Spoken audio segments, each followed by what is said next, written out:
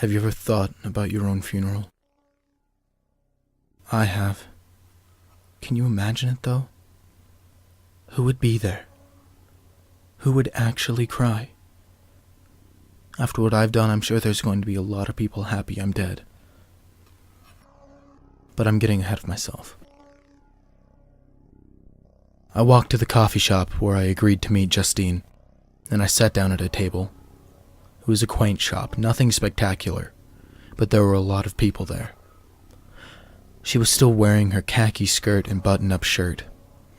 I could smell her perfume from where I was. "Hey," I said shakily.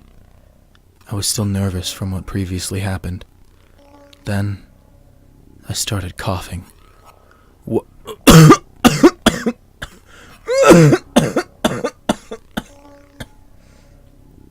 I couldn't stop coughing. I don't get it. But sure enough, there was blood coming up. I knew Justine was reaching out to me, and I knew people were staring, but I was coughing so hard I couldn't even think straight. I kept coughing, my eyes shut tight. After a while, I opened them to a familiar sight. I looked out the window and the sky was dark, but different. It looked like the sky was on fire. I looked at all the people around me. They were like before. Skin like dark leather, eyes and mouths sewn shut, bald heads frozen in place. I turned back to Justine, and she looked like everyone else, except for one thing. She had an X on her chest.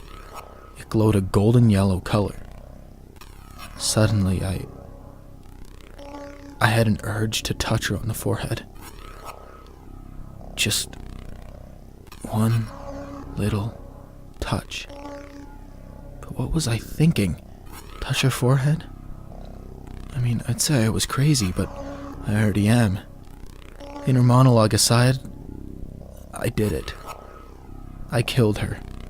Someone I was infatuated with? I didn't think I'd ever do it again. Train deaths? But this time was different. When I came back to reality, I think I was screaming. But I couldn't hear my voice over the others.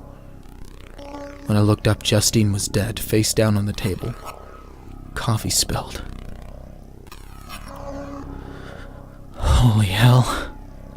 I still can't believe it happened. Of course, the police were called, and I told them what I could. She fell dead on her face, that's it. They let everyone go, and were going to call me the next day to catch up on things when I felt better. But I sincerely doubted I would ever feel well again. I headed home. It was time to get drunk. When I got upstairs, though, I had a strange feeling. I wanted to go into Justine's apartment. It felt like when I wanted to touch her in that world. I tried her doorknob, luckily or otherwise it opened. In that broken state, I somehow still remembered her apartment would soon be filled with police. Thankfully, I grabbed a coat with gloves in it. I don't know if I'm a hero or a villain, but I do know my superpower is being incredibly lucky. I pulled on the gloves, and when I stepped inside to her apartment, there was a smell. A putrid, hot, stomach-churning smell.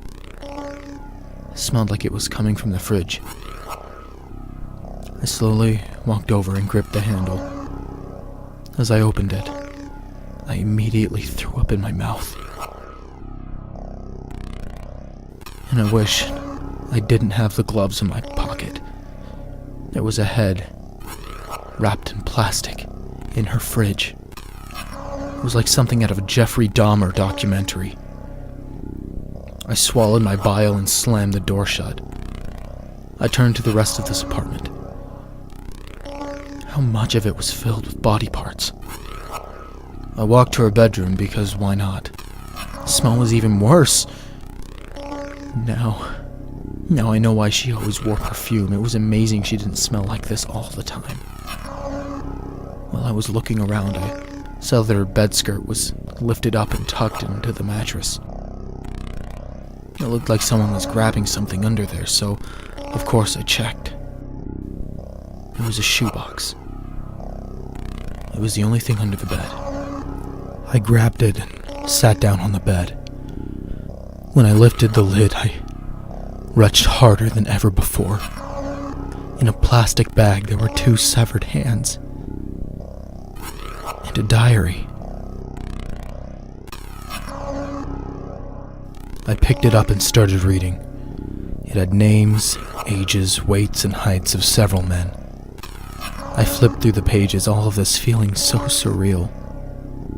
When I got to the end, I saw my name. The age, weight, and height were all blank. She was planning to kill me. I set the book down and tried to think. Why was I having all of these feelings? Why did Justine die instead of just trading deaths with me? All I knew is that there was a raven at the window, and he's going to give me some answers.